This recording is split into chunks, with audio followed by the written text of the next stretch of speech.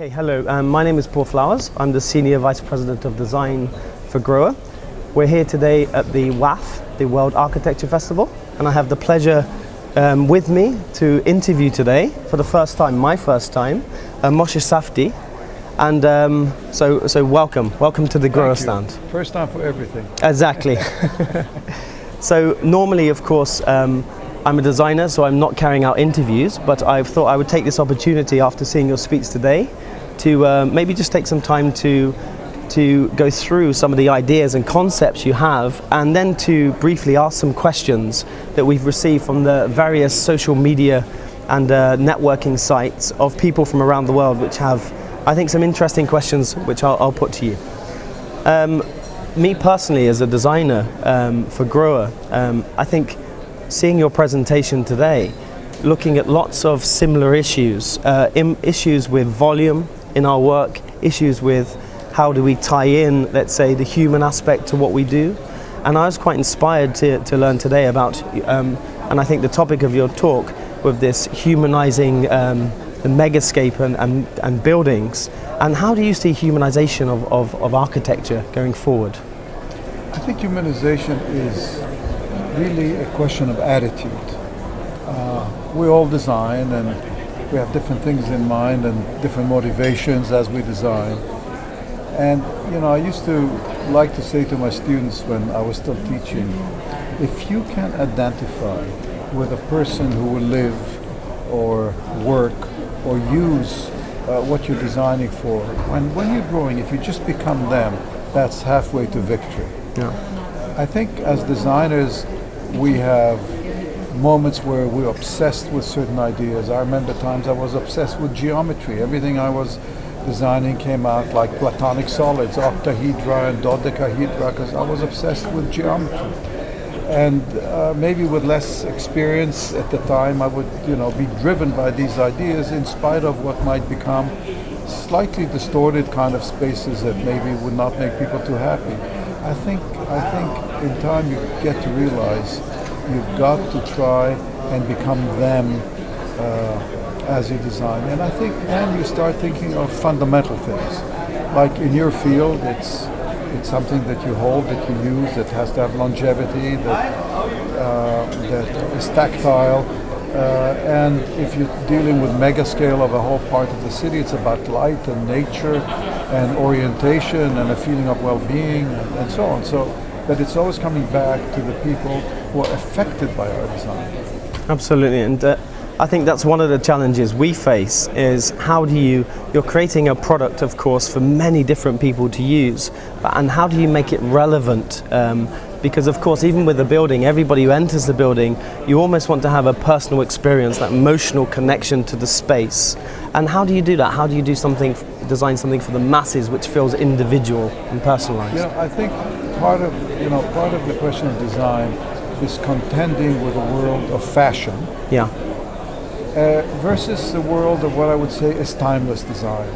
Timeless design is about things that evolve. The sari as a form of dress evolved over centuries. The fashion might affect the fabrics that people use, but the sari is the sari. Yeah. Fashion is by definition short-lived and sensational, because fashion breeds on sensational or breeds on newness. And I think we've got to find a balance in terms of what even gives a design its sense of freshness and newness, that it should be something that feels right 20 years later. Yeah. And that's the biggest challenge, isn't it, to remain relevant? Because we have, of course, now at our disposal technologies, we have materials which, let's say, will enable us to create things which, let's say, push longevity. But you're right, how do we stay relevant to people's needs? You could almost do anything today, right? I mean, you got the tools to create a variety of forms and shapes, and we have a 3D printer in the office, which is a dangerous tool because it's so easy to go from a CAD drawing to a 3D printer model and then say, oh, I can build that, I can make that into a building. But is it appropriate? Absolutely. Is it relevant? That's the key question. Yeah, absolutely. I mean, we have a similar thing with technology. It's kind of it's allowing people to skip some parts in the process, which I believe are fundamental. So often in our work, we're trying to build lots of handmade prototypes because of the ergonomy.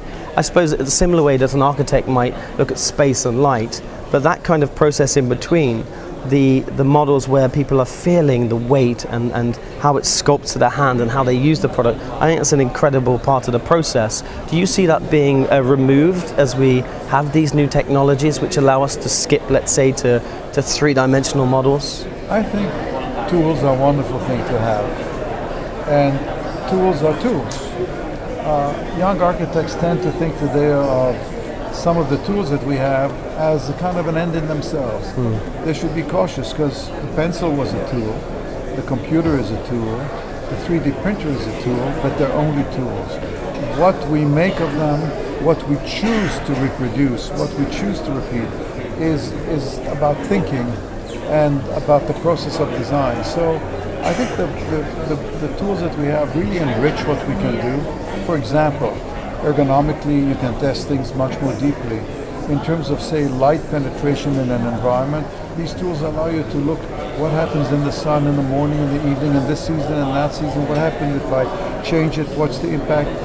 Extraordinarily potent tools. Yeah. We should enjoy them, but use them towards the particular ends that we're pushing for. Absolutely. I have a question here from one of our social media, let's say, sites. And the question was, I think it's of course very relevant because we're sitting in, I almost feel like I'm having the discussion in your home. So I'm almost like your guest, because we're sitting here of course in the Marina Bay Sands. And the question that was put forward was, what do you think the Marina Bay Sands, what impact has it had on the city in general?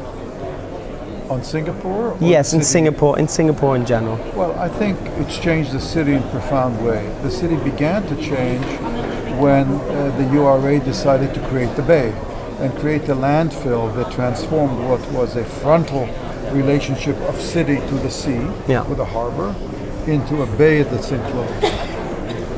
And I think building Marina Bay across from downtown, as it turned out to be, with the towers and the Sky Park and the Art Science Museum, has sort of taken the downtown and brought it around, but in a very festive way. The Sky Park, the large openings, I call them urban windows on the sea beyond, the Art Science Museum as a kind of symbolic element on the promontory.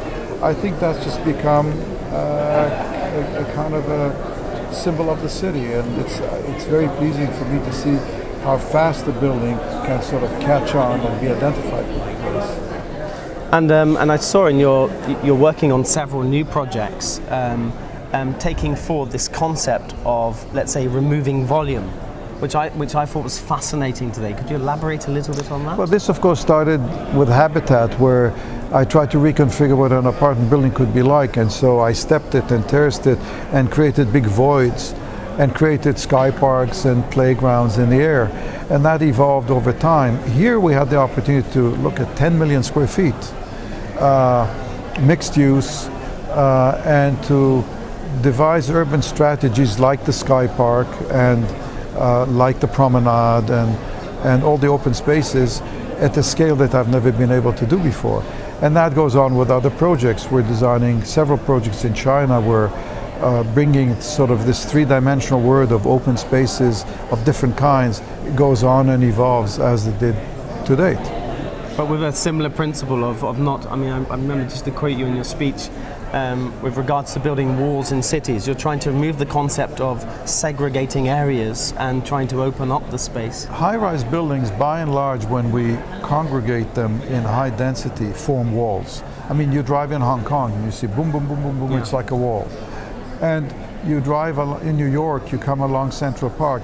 If you're on Fifth Avenue, you see the park. If you go to Madison, you can't see the park anymore. I'm trying to create urban structures which have large openings that are permeable. So even though it's dense and high, you're always seeing through. There's always a layer. It's open rather than a barrier. Yeah. Okay. Thank you. And how do you think your designs have helped achieve? This question's actually from India. How do you think your designs have helped to achieve a better quality of life for people within the spaces that you create? I think my answer to this question is go talk to the people who live in my buildings. I think the people who live in habitat that was built almost 50 years ago, enjoy their gardens and their playgrounds in the sky and the sense of openness. They feel they own a house, and that's a big achievement for an apartment building, which basically it is. I think people who come to Marina Bay Sands, both Singaporeans and visitors, they sort of have a sense of fantasy about the place. Is this really built? I mean, how did this happen? Because they're not used to thinking that on the 57th floor you can have a 2.5 acre park. Yeah, absolutely. And so I think it translates immediately in terms of people's experience. And I think that's quite interesting. There is a sense of, for example, this morning I had a walk in the Sky Park, and there's almost a surreal sense that you're at that altitude and yet you're so open and so free. It's quite liberating. It's like, I could only draw the analogy to being in perhaps a jumbo jet with no roof on and just enjoying the freedom. I like that analogy. I'll use that in the future. I used to say ship taking off, but spaceship, but jumbo jet is good. That's very good.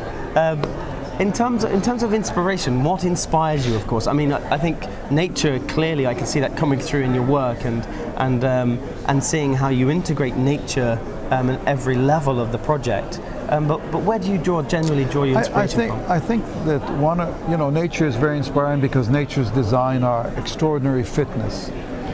They exhibit an extraordinary fitness. But I think that another inspiration is myth.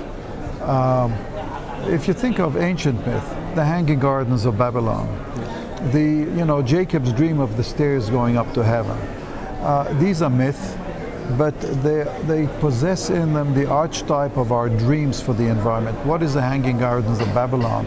It is thinking that you can take the garden that's on the earth, and since we build high, extend that sense of garden up in the air. And to me, that's an inspiring myth, which I try to reproduce from one project to the other as kind of a sense of paradise. That's what we dream about. Okay, thank you. The last question I think on the list. There are many. Unfortunately, I'm told we don't have so much time.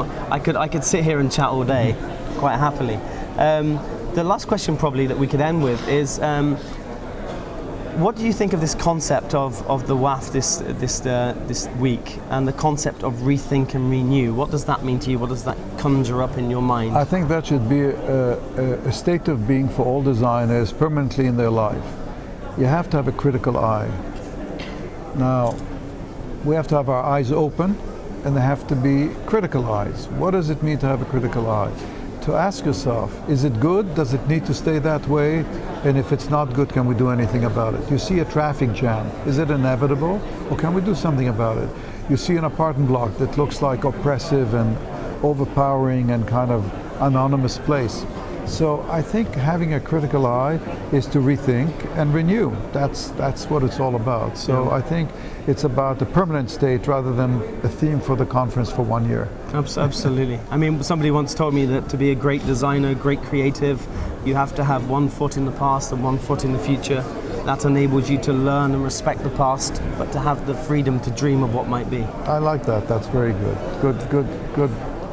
Good teaching.